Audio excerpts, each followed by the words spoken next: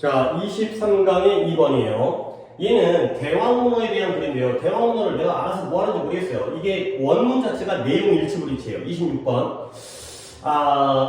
내용 일치불일치는 특별한 사정이 없는 한 내용으로 다시 나와요. 그러니까 내용 일치불일치가 보기가 한글보기잖아요. 그랬을 때 거기에 나왔던 보기의 내용 말고 다른 내용으로 출제가 되거나 아니면 그걸 영어 보기로 바꿔가지고 조금 더 난이도를 올리는 방법, 아니면 나 같으면 안 내거나.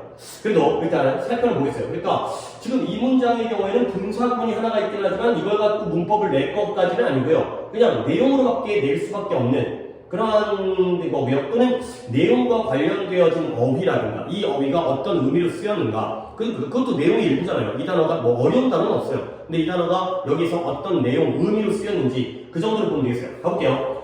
이 세계에서 문어 중에서 the largest species, 가장 큰 종이 있대요. 뭐 고래 중에서도요. 뭐 옛날에는 흰긴 수염고래였는데 요즘엔 대왕고래라고 하나. 고래 중에서 큰 게 있고 사자 중에서 코끼리 중에 큰 게 있잖아요. 그래서 세계에서 가장 큰 문어의 종인데요. 근데 얘가 뭐냐면 동격이에요. The giant Pacific octopus예요. Pacific 하면 태평양이니까 대왕문어이라는데 태평양에 살아봐요. 근데 얘가 일반적으로 자라요. 스피시즈는 단복수 형태가 똑같은데 얘는 문어의 한 종에 대해서 이야기하기 때문에 로즈가 되겠어요. 그 종 하나의 대왕 문어라는 하나의 종이 어디까지 자라냐면 in length니까 길이적으로는 3m까지 자라요. 엄청나죠? about은 약이에요. 약. 그 다음에 weight, 무게가 나가요. weight가 동사로 얼마까지? 272kg까지의 무게가 나가는 거죠. 일단 크기와 무게까지 얘기해요. 그 다음에 그 대왕문어의 종은 어디서냐면 브림이라는 게 테두리 둘레 가장자리가 되겠어요.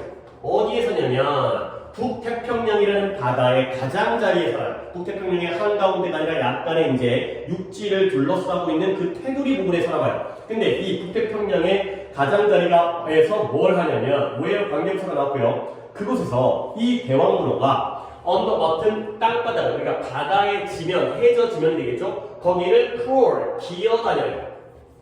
문어가 이게 기어다니는 거야. 그 다음에 뭘 사용해서 그들의 그것에 길고 썩이 빨가거든요. 그래서 빨판이야, 빨판. 그 문어나 오징어의 다리에 동글동글한 거 빨판 붙어있는 거 알지? 빨판으로 덮여져 있는 그 팔, 우리가 보통 얘기하는 그 다리, 이걸 사용해갖고 기어다니는 거죠. 그 다음에 이 대왕문어는 뭐 하냐면 찾아요. 뭘 찾으면 돌이 많은 그러한 대양이라는 게 움푹 파인 곳, 굴 또는 동굴이에요. 돌일로 이루어진 동굴을 찾는데 이런 바다의 바닥에서 해저 지면에서 동굴을 찾고요. 그 다음에 youngster 어린 새끼들, 대왕문어의 어린 새끼들은 종종 dig holes, 구멍을 파요. 돌 아래, 모래 속에 있는 돌 아래다가 구멍을 파고요. 그 구멍 판 구멍에서 그 문어가 take refuge 하게 되면 피난처를 삼는 거예요.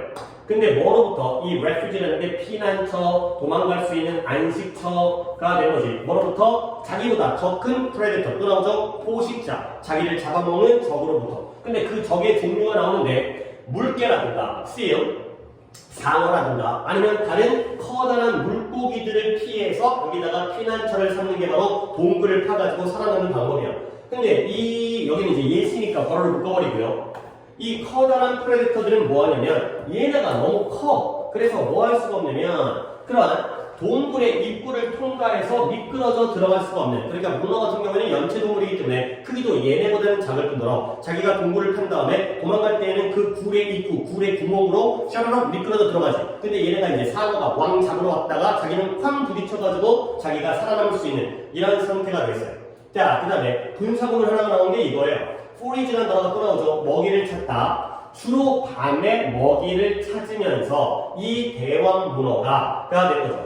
이걸 왜 해야 되는지 모르겠지만 분사구문이니까 할 필요가 없다 하더라도 as it forages가 되겠어요. 그 대왕문어가 주로 밤에 사냥을 하기 때문에 사냥을 하면서 이 거대한 대왕문어의 경우는 특히 뭘 찾냐면 개라든가 lobster, 바닷가재를 찾는 거죠. 그 다음에 또한 뭐까지 먹냐면 what also take shrimp and shellfish. shrimp는 새우고요. shellfish는 조개고요. 그리고 또는 더 작은 문어를 갖다가 다른 종일지는 아니면 뭔지 같은 종의 더 작은 약한 스피인지 모르겠지만 다른 문어들과 그리고 다른 물고기들까지 잡아먹는 게 바로 자신들의 먹잇감이 되겠어요. 자, 그 다음에 often it will return to 이 대화 문어가 종종 되돌아와요. 자기의 굴로 되돌아와요. 근데 뭐 하기 위해서? 먹기 위해서. 그러니까 새우를 잡았어. 가지를 잡았어. 그런 다음에 밖에서 먹는 게 아니라 그 음식물, 먹잇감을 잡아가지고 자신의 안식처, refuge인 피난처로 되돌아오는 거예요. 그리고 나서 또 한 번의 분석문이 나오는데, 그리고 나서 deposit은 싹 퇴적하다가 되는 거죠. 뭘 퇴적하느냐? 비어있는 껍질이라든가 다른 inedible, edible이라는 단어가 먹을 수 있는 이고요. inedible 하게 되면 먹을 수 없는 그러한 부분, fragment는 부분 또는 조각이 되는 거죠. 뭐 생선을, 물고기를 잡아 먹었는데 물고기의 대가리, 생선 대가리를 잘 안 먹죠. 어쨌든 간에 걔네들은 먹을 수 있겠지만 그런 안 먹는 진해 입장에서 뭐 뼈, 가시 이런 것들을 갖다가 어디에 이 먹잇감, 프레이가 먹잇감이잖아. 이 먹잇감의 그러한 먹을 수 없는 부분들을 갖다가 퇴적하는 거야. 쌓아두는 거야. 근데 어디다가 입구에다가 당연히 동굴의 입구겠죠. 댐의 입구에다가 더미, 쌓아둔 더미로 쌓아두게 되는 거야. 뭐 어떤 의미인지 모르겠지만 먹다 남은 찌끄러기 쓰레기를 갖다가 동굴의 입구에다가 쌓아두는 습성이 있다까지가 돼 있어요.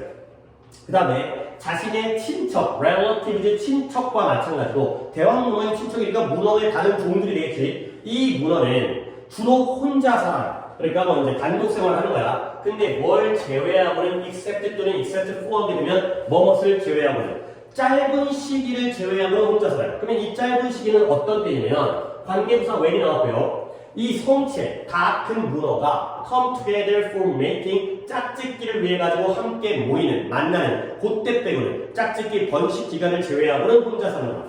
그러면 짝짓기를 했다고 쳐. 그러면 암컷이 레이가 나타죠. 나타, 두다, 라이건이란 레이를 써야고요. R을 갖다가 다시 한번 그 동굴을 잘 써먹죠. 그러니까 피난처로도 쓰이고 먹이를 먹는 식당 역할도 하고 그 다음에 이제 새끼를 낳는 공간의 역할도 해요. 그래서 이 동굴 안에다가 R을 낳고요. 그리고 tend to 해가지고 뭐뭐하는 경향이 있다잖아. 근데 그 뜻 말고 돌보다 의 뜻이 있어요. 부드러움이라는 뜻도 있고요. 그래서 여기서는 동사로 그 새끼들, 그 알을 낳은 다음에 알을 갖다가 돌봐줘요. 근데 언제까지? Until her young emerge. 그 아이가, 새끼가 발생, emerge가 나타나다 탄생하다니까 알이 깨고 문어가 나올 때까지, 즉 부화할 때까지 그 알들을 돌보게 되는 거죠. 자, 그 다음에 그리고 이 암컷이었죠. 문어의 암컷은 will not feed in all this time. feeding, 먹이를 먹지 않아요. 근데 이 모든 시기 동안 알을 낳은 다음에 얘를 갖다가 부화할 때까지 돌봐주는, 텐드하는 그 시기 동안 먹질 않고요. 그리고 안타깝게도 그녀의 새끼들이 태어난 다음에 곧 죽어버리는 이런 상황이 되었어요. 뭔가를 정리할 필요성도 없을 정도로 그냥 내용만 보시면 되기 때문에 차라리 그냥 원문에 있는 문제를 보는 것도 좋아요. 그러니까 한글 보기 있잖아요. 빨판으로 덮인 긴 팔을 이용해서 바닥을 기어다닌다. 이런 것들을 먼저 습득을 해놓으면 글을 이해하는 데 도움이 되고요. 한글 보기를 여러 차례 읽어보는 것도 도움이 되겠어요. 어차피 내용 문제로 나올 텐데 한글로 나오나 영어로 나오나 내용을 갖다 잘 파악하고 있으면 더 빨리 풀 수 있기 때문에 그 정도가 대비의 방법이 되겠어요. 그러니까 얘 같은 경우에는 분석은 나오겠냐? 그냥 내용 보기가 그러니까 물론 그러니까 애매하게 나올 수 내용을 살짝 까다롭게 나올 수가 있거든. 근데 얘는 애매하게 나올 것도 없어. 너무나 명확하기 때문에. 오케이? 그렇게 한글 해석본을 잘 읽어주시는 쪽으로 대비를 해주시면 되겠어요.